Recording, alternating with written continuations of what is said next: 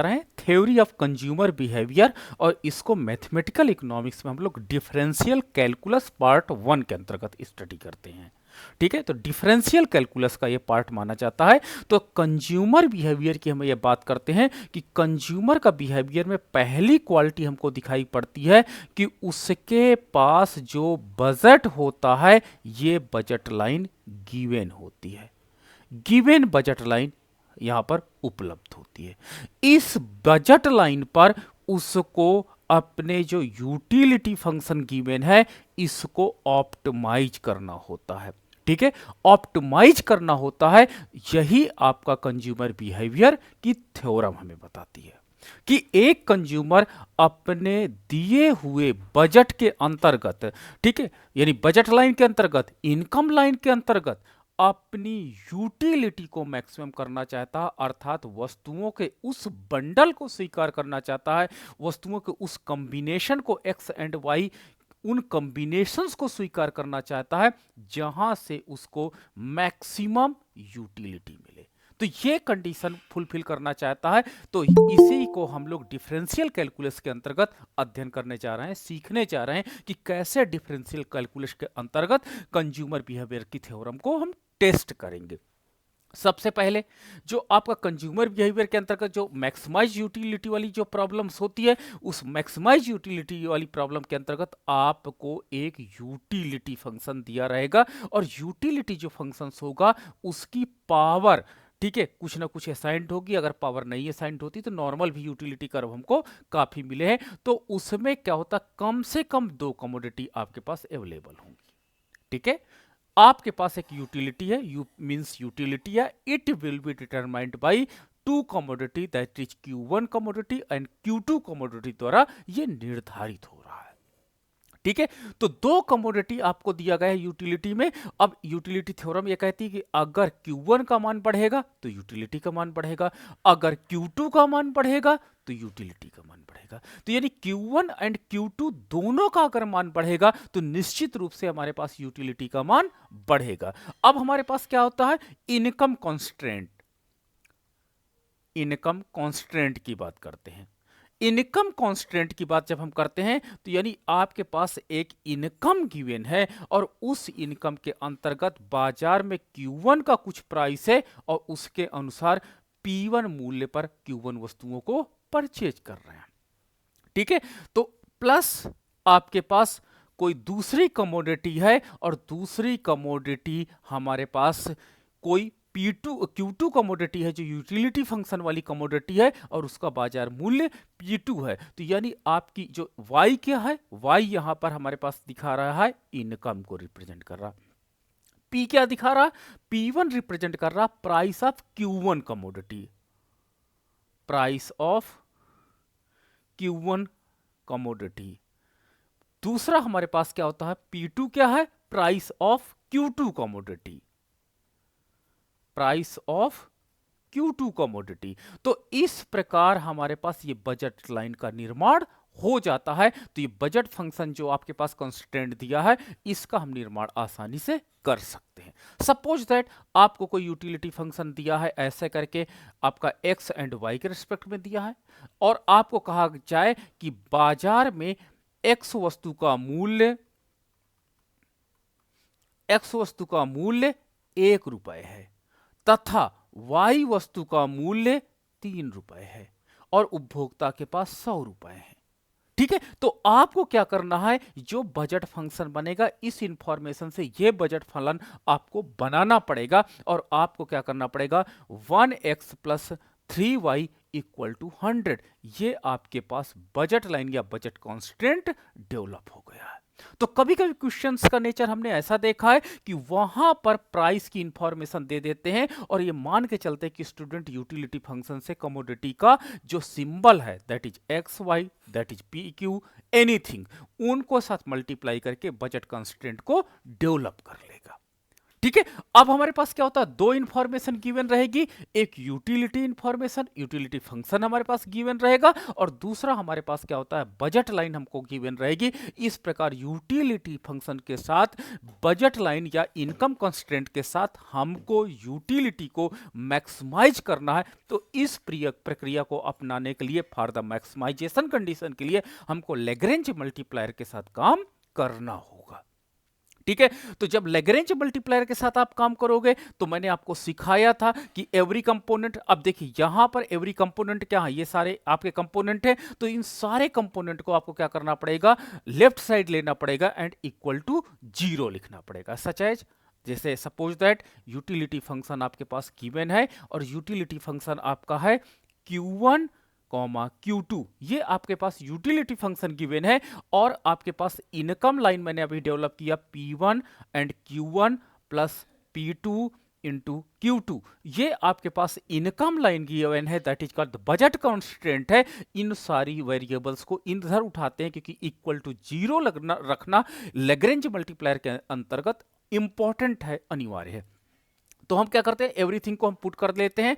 तो y equal to y minus आपके पास हो जाएगा P1 Q1, आपके पास माइनस P2 Q2 हो जाएगा ना, माइनस में सारी चीजें हो जाएंगी जो अभी तक प्लस में थी, और आपके पास इक्वल टू 0 हो जाएगी। अब हम लैग्रेंज मल्टीप्लायर में जब रखेंगे, तो लैग्रेंज मल्टीप्लायर में रखने के अंतर्गत z इक्वल टू, सबसे पहले हम यूटिलिटी फंक्शन को रखते हैं। तो utility function u equal to, u is the function of Q1 and Q2 जो रखेंगे, ये आपके पास हो जाएगा। अब आपके पास क्या होता है, प्लस लैम्डा।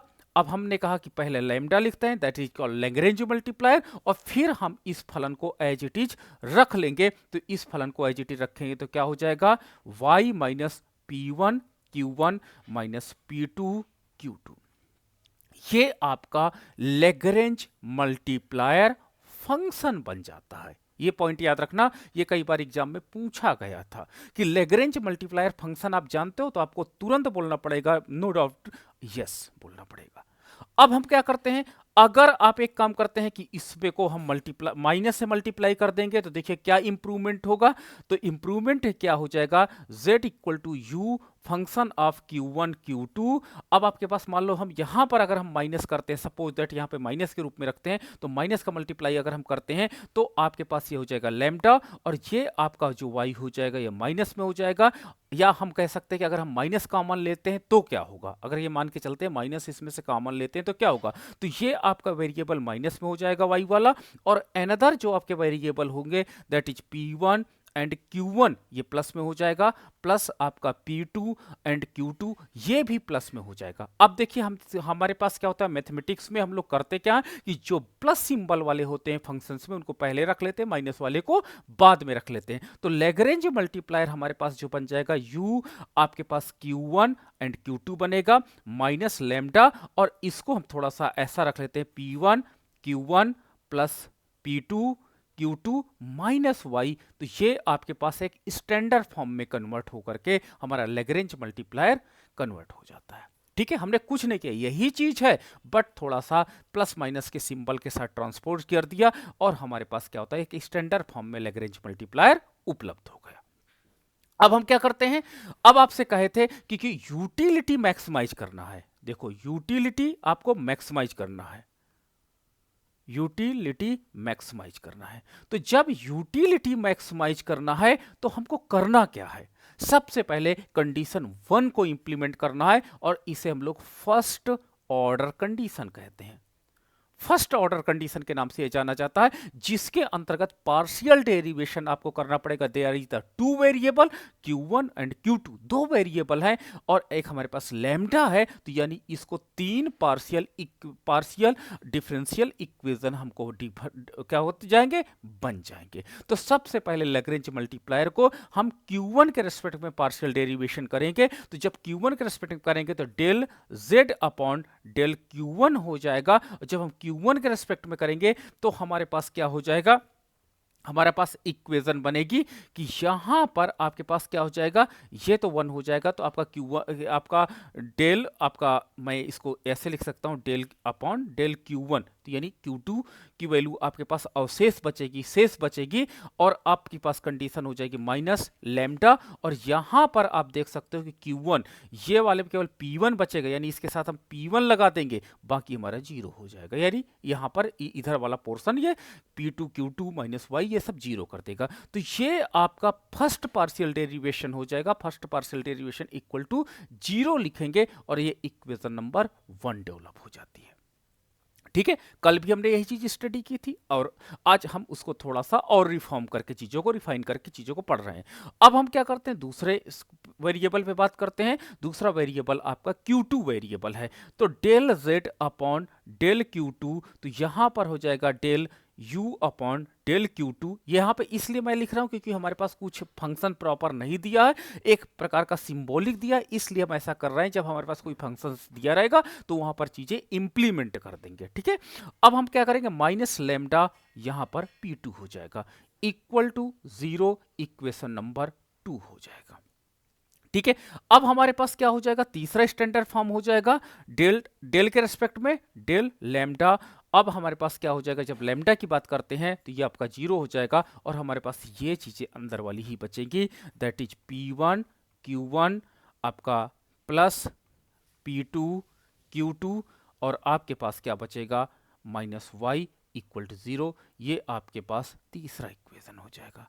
ठीक है, तो इस प्रकार हमारे पास एक स्टैंडर्ड फॉर्म में तीनों इक्वेशन डेवलप हो जाते हैं। और यहां पे हमने बताया था कि युगपत समीकरण के हेल्प से आप यहां पर वैल्यूज को कैलकुलेट कर लोगे। तो यहां पर वैल्यू जो आपको निकल के आएगी, पहली वैल्यू निकल करके आएगी Q1, दूसरी वैल्यू निकल करके आएगी Q2, और तीसरी वैल्यू निकल करके आएगी लैम्डा की वैल्यू। तो ये तीन वैल्यूज हमारे पास निकल करके आएंगी, और ये तीन वैल्यू बंडल का क्रम है कि एक उपभोक्ता Q की कितनी वस्तुएं खरीद रहा है तथा Q2 की कितनी वस्तुएं खरीद रहा है। तो उस वस्तु को हम यहां पर चेक करेंगे कि वो वस्तुएं कितनी परचेज की जा रही हैं, और वो जो परचेज की जा रही हैं वो ऑप्टिमाइजेशन की कंडीशन को फुलफिल कर रही हैं या ऑप्टिमाइजेशन की कंडीशन को फुलफिल नहीं कर रही। तो इस कंडीशन को हम लोग यहां पर चेक करते हैं। तो जब हम इस इक्वेशन को प्रॉपर क्या करते हैं, एक मतलब सब्स्टिट्यूट करते हैं, सब्स्टिट्यूट करने के बाद हमको एक स्टैंडर्ड फॉर्म मिला, और दैट इज कॉल्ड, अब देखो इसको स्टैंडर्ड फॉर्म में मैं एक और कन्वर्ट करूंगा ताकि आपको चीजें और क्लियर हो जाएं कि जब हम उस इक्वेशन को और स्टैंडर्डाइज किए तो डेल आपके पास क्या था, डेल Q1 इक्वल टू, अब आपके पास हो जाएगा ये आपका F1, हम इसको लिख सकते हैं। तो जब हम F1 लिख सकते हैं और डेल आपके पास ये डेल Q था और ये del U upon del Q2, तो इसको हम F2 लिख लेते हैं। तो अब हम इस पुराने समीकरण में कहाँ रख देते हैं, यहाँ पे रख देते हैं, यहाँ पे रख देते हैं। तो हमारे पास इक्वेशन क्या बनेगी, इक्वेशन मेरी बन जाएगी आपके पास del Z upon del Q1 equal to F1 minus आपके पास क्या हो जाएगा, लैम्डा P1 इक्वल टू 0, फिर del Z upon del Q2 equal to F2 minus lambda P2 equal to 0। और इसी प्रकार हमारे पास नीचे एज इट इज आ जाएगा। अब देखो ये F1 क्या है, ये आपका पास एक टेक्निकल टर्मिनोलॉजी है। वास्तव में आप किसी भी, बहुत केयरफुली इस पॉइंट को सुनिएगा, यूटिलिटी, जो टोटल यूटिलिटी फंक्शन होता है, इसका जब हम पार्शियल डेरिवेशन करते हैं, ध्यान से सुनना, पार्शियल डेरिवेशन करते हैं तो वो मार्जिनल यूटिलिटी को एक्सेस करा देती है।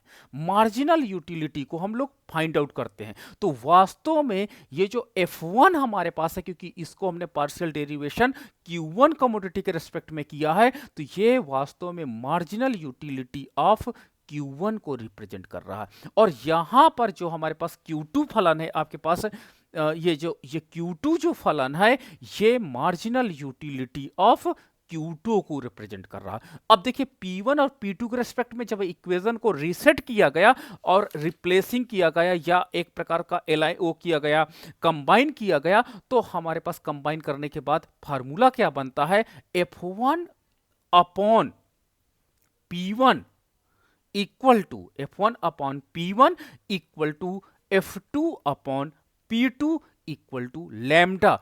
इस फॉर्म पे हमको क्या करते हैं, इक्वेशन मिलता है। और इसका मतलब होता है F1 का मतलब क्या निकल करके आया कि मार्जिनल यूटिलिटी ऑफ Q1 किसके बराबर है?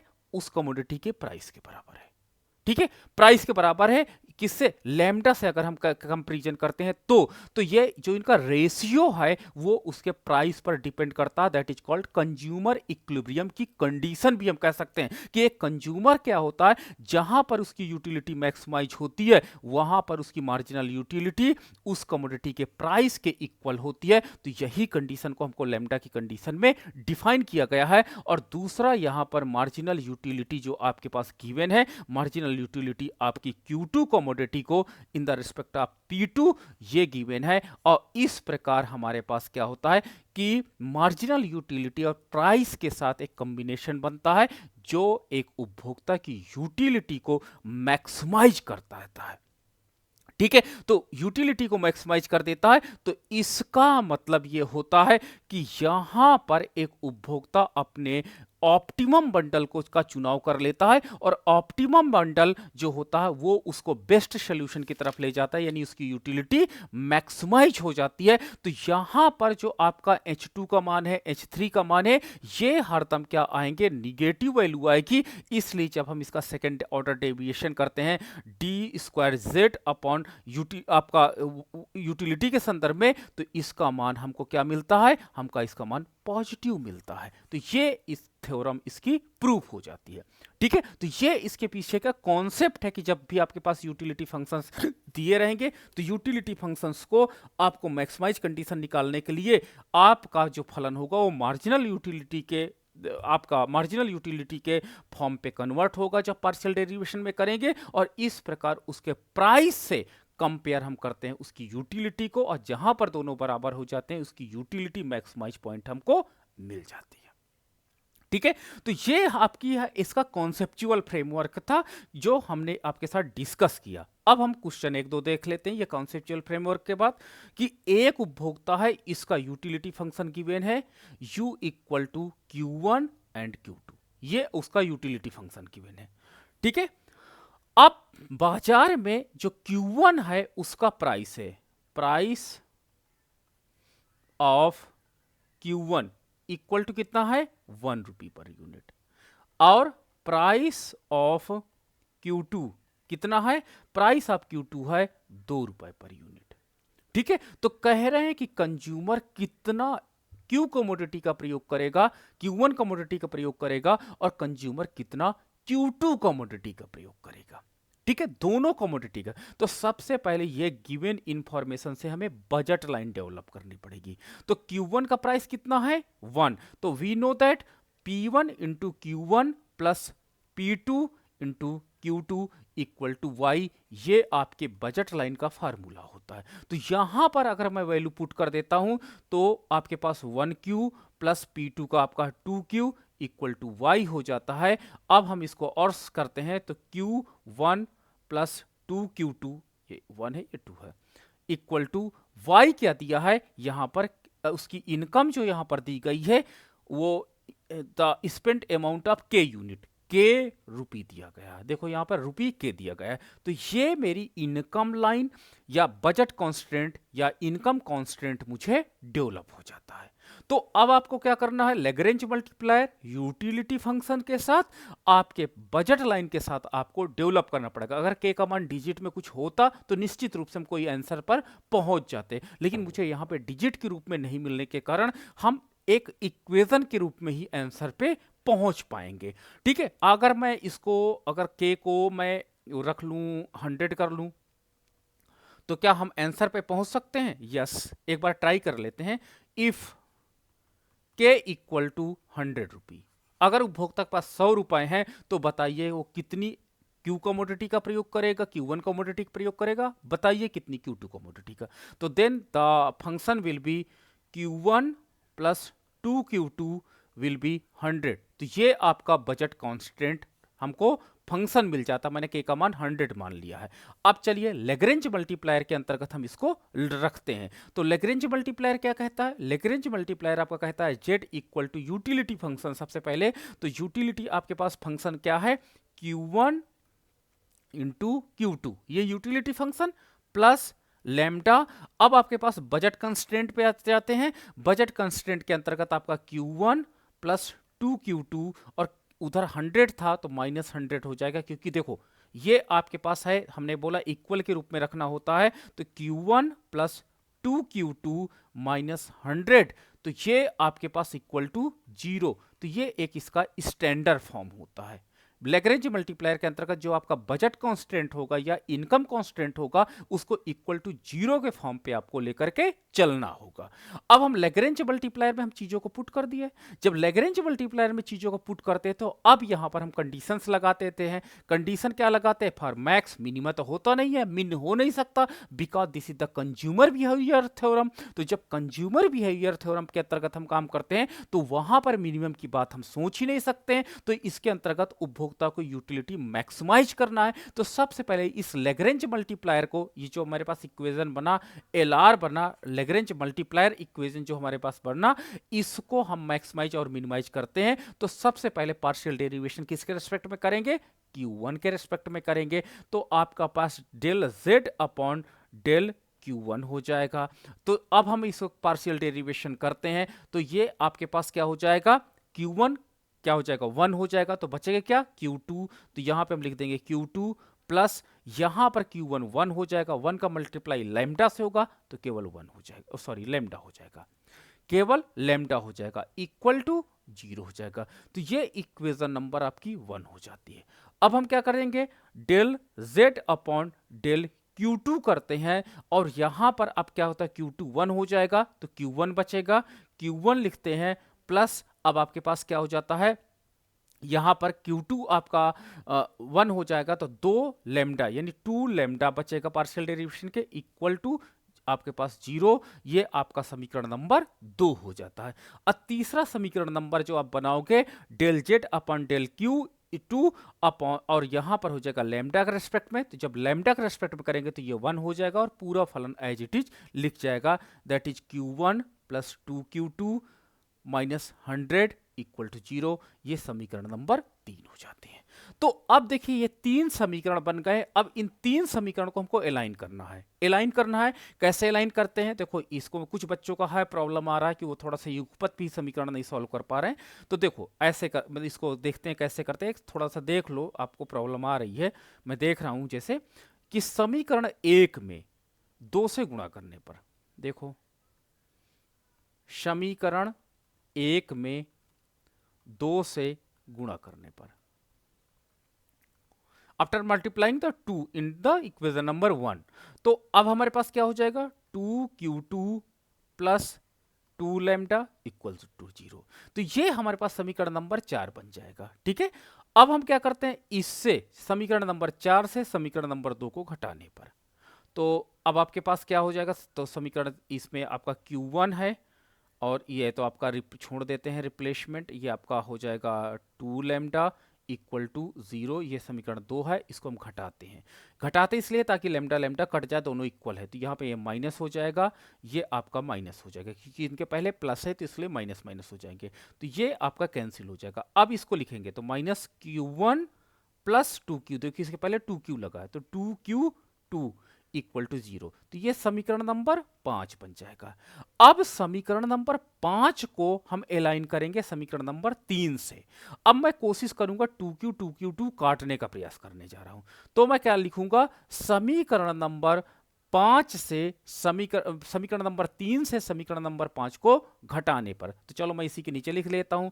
तो माइनस आपके पास Q1 प्लस 2Q2 और इक्वल टू 0। ये समीकरण नंबर मैंने 5। अब इनको घटाने पर, तो जब घटाएंगे तो ये प्लस हो जाएगा, ये माइनस हो जाएगा, तो अब आपके पास क्या हो जाएगा? 2Q1 हो जाएगा, ये 2Q1 हो जाएगा, और ये आपके पास कट जाएगा, तो अब आपके पास हो जाएगा -100 इक्वल टू 0।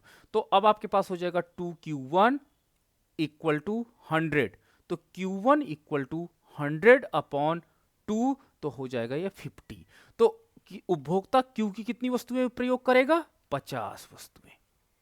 Q की कितनी मात्रा यूज कर रहा है? 50 वस्तुएं। अब हम क्या करते हैं, इसका मान समीकरण में जो 50 आया इसी में रख देते हैं, समीकरण नंबर 5 में रख दो। तो जब हम 50 यहाँ पे रखेंगे तो ये -50 उधर जाएगा तो +50 हो जाएगा, और आपका 2 से भाग देंगे तो 25 हो जाएगा। तो Q2 का मान क्या निकल करके आएगा, 25 निकल करके आएगा। तो उपभोक्ता क्या करेगा कि उपभोक्ता के पास अगर 100 रुपए दिए हैं, देखो यहां पर अगर उपभोक्ता के पास 100 रुपए दिए हैं और बाजार में 1 रुपए आपका पास क्या होता है कि 1 रुपए क्या 1 क्यू है, तो वो 50 यूनिट क्यू की खरीदेगा और 25 यूनिट इसकी खरीदेगा। इस प्रकार उसका 100 रुपए का बेस्ट यूज उसको निकल करके आ जाएगा, और हम लैम्डा का मान भी निकाल लेंगे। ऐसा नहीं कि लैम्डा का मान छोड़ लेंगे, तो जहां पर ऐसा जैसे इसमें ना हम मान रख देंगे या Q2 इस वाले इक्वेशन में मान Q2 को रख देंगे, तो लैम्डा का मान यहां पर लिख करके कितना आ जाएगा, आपका आ जाएगा -25 आ जाएगा। तो ये लैम्डा का मान हमको असाइंड हो जाता है। तो तीनों वेरिएबल जो आपके पास वेरी करते हैं, तीनों कंपोनेंट, उन तीनों कंपोनेंट का मान आपको निकाल करके रखना होता है,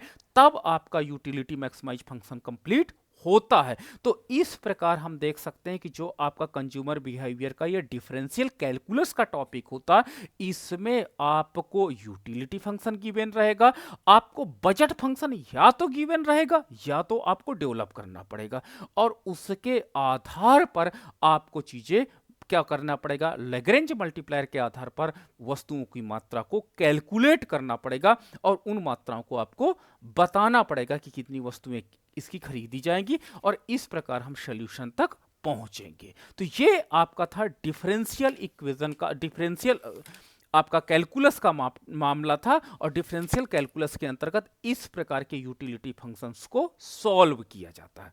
चलो एक और देख लेते हैं एग्जांपल आपको। सपोज दैट यूटिलिटी फंक्शन मेरे पास गिवन है x² y, and budget line मुझे गिवन है, यहां पर मुझे बनाना नहीं है, सबसे अच्छी बात है, x2y = 4। ये आपका बजट लाइन गिवन है और ये आपकी यूटिलिटी लाइन गिवन है। अब आपको क्या बताना है कि बताइए उपभोक्ता x की कितनी वस्तुएं खरीदेगा और y वस्तुएं कितना खरीदेगा।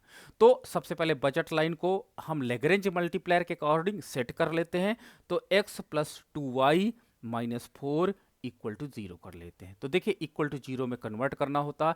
अब हम लैग्रेंज मल्टीप्लायर बनाते हैं, दैट इज z। अब आपके पास यूटिलिटी फंक्शन लिखते हैं, तो यूटिलिटी फंक्शन x² y, अब आपके पास क्या होता है प्लस लैम्डा, और ये पूरे फलन को आप लिख देते हो x + 2y - 4। अब आपके पास ये लैग्रेंज मल्टीप्लायर बन जाता है। अब इसका पार्शियल डेरिवेशन करते हैं, तो पार्शियल डेरिवेशन के अंतर्गत डेल z अपॉन x के रेस्पेक्ट में करते हैं, डेल x के रेस्पेक्ट में, तो ये आपका हो जाएगा 2xy ना, प्लस आपका यहां पर क्या हो जाएगा लैम्डा = 0। तो ये आपका पास पहला बनेगा, ठीक है, पहला समीकरण बन जाएगा। इसी प्रकार अब आप इसको क्या करोगे, y के रिस्पेक्ट में करोगे, तो आपके पास हो जाएगा x² आपका क्या कहते हैं यहां पर हो जाएगा 2 लैम्डा = 0, ये समीकरण नंबर 2 हो जाएगा। और इसी प्रकार del z upon del lambda, और यह इसको हम लैम्डा का रेस्पेक्ट करेंगे तो ये फलन एज इट इज आ जाएगा। तो ये आपका x + 2y - 4 = 0, ये समीकरण नंबर 3 आ जाएंगे। इन तीनों समीकरण के सॉल्व करने पर अब आपको क्या मिलेगा, आपको x की वैल्यू यहां से निकलेगी और ये y की वैल्यू निकलेगी और लैम्डा की वैल्यू निकलेगी। अब मैं बताऊं आधे मतलब बच्चे क्या होता है प्रॉब्लम होती है कि उनको इक्वेशन नहीं सॉल्व करने आती। मैं आपको बताऊं जितना 80% प्रॉब्लम मुझे लाइफ में मिली है कि बच्चों को सब कुछ समझ में आता है लेकिन उनको युगपत नहीं समीकरण सॉल्व करने आता, तो ये एक टेढ़ा काम होता है। तो इस तरह की चीजों को आपको सॉल्व, जैसे ये आपका अलाइन करिए, देखिए यहां पर समीकरण 1 में और समीकरण 2 में देखिए कि अगर मैं 2 से इसको मल्टीप्लाई कर दूं तो लैम्डा से लैम्डा कट जाएगा, ठीक है, आपको सोचना पड़ेगा। तो समीकरण 1 में 2 से मल्टीप्लाई करेंगे, तो जब 2 से मल्टीप्लाई करेंगे तो 4xy, अब आपके पास प्लस हो जाएगा 2 लैम्डा = 0। और ये एज इट इज उठा लीजिए, तो x², ठीक है, इसके नीचे नहीं रखते, x² अब आपका प्लस 2 लैम्डा इक्वल टू 0। अब हम घटाते हैं तो घटाने में सिंबल इसका माइनस हो जाएगा, इसका माइनस हो जाएगा, ये कट जाएगा। अब हमारे पास क्या होता है, इसको लिखते कैसे हैं, minus x square plus 4xy equal to 0। अब हम इसमें से कॉमन क्या ले लेते हैं, अगर मैं इसमें से कॉमन ले लूं माइनस एक्स कॉमन ले लूं, तो माइनस एक्स कॉमन लेने के बाद क्या हो बचेगा, अंदर मुझे क्या मिलेगा, आपका मिलेगा x प्लस 4y मिलेगा, यही तो मिलेगा, इक्वल टू 0। तो अब इक्वल टू 0 में माइनस एक्स 0 के साथ मल्टीप्लाई हो जाएगा तो 0 हो जाएगा। तो अब आपके पास समीकरण क्या बचेगा, x plus 4y equal to 0। अब इस समीकरण को हम अलाइन कर सकते हैं किससे, अब आप समीकरण से इससे अलाइन कर दो, किससे, माइनस आएगा ना किसमें माइनस आएगा बताओ, सर यहाँ पे हाँ यहाँ पे जहाँ माइनस, हाँ प्लस 4y ये माइनस आ जाएगा, लो ये माइनस हो जाएगा। अब इस समीकरण को अलाइन कर दो समीकरण नंबर 3 से, तो इसमें से x की वैल्यू आप काट दो तो आपकी वैल्यू y निकल आएगी। तो यहाँ पर बच्चे क्या होते हैं कि मैं बताऊं कि युगपत समीकरण, उनको जो ये क्लास 8 में शायद पढ़ाई जाती है, इसमें वीक मुझे ज़्यादा बच्चे मिले, तो इस पर थोड़ा सा आपको फोकस करना पड़ेगा। आपको मैथमेटिकल इकोनॉमिक्स ये लैग्रेंज मल्टीप्लायर बहुत आसान होता है, कंज्यूमर इक्विलिब्रियम निकालना, और इस डिफरेंशियल कैलकुलस के अंतर्गत आपको सेकेंड ऑर्डर कंडीशन नहीं लगाना। सेकेंड ऑर्डर कंडीशन केवल आपको समझने के लिए है कि अगर कोई आपसे पूछ ले कि हम क्यों इस वैल्यू को मैक्सिमम माने, तो आपको वहां पे तुरंत टपाक से बोलना पड़ेगा कि इस वैल्यू को अगर मैं सेकेंड ऑर्डर डेविएशन करता हूं और मैं बॉर्डर हेशाइन टेस्ट लगाता हूं, तो लगाने के बाद मुझे H2 H3 H4 कंडीशंस जो मिलेंगी वो निगेटिव वैल्यू धारित मिलेंगी, और इस प्रकार हमारा जो सेकंड ऑर्डर कंडीशंस होगा वो पॉजिटिव वैल्यू कंटेन करेगा। अतः वहां पर हमारे पास जो कंडीशन होगी फुलफिल होगी, उनको हम इंडिविजुअल मान लेते हैं, ये मान लेते हैं कि वो कंडीशंस हम लगा सकते हैं, लेकिन हमने टाइम बचाने के लिए नहीं लगाया है। तो डिफरेंशियल कैलकुलस के अंतर्गत इतनी कंडीशन को आपको इंप्लीमेंट करना होगा, ठीक है। तो इस तरह करके क्वेश्चंस को आप निकालोगे, सॉल्व करोगे, तो मुझे लगता है अब आप सभी को ये क्वेश्चंस आ जाएंगे, कोई प्रॉब्लम नहीं होगी। कि किसी को प्रॉब्लम होगी अभी भी, मुझे तो लगता है नहीं होनी सर चाहिए। वो जो पहली वाली स्लाइड थी, हाँ बताइए। सर पहली वाली जो स्लाइड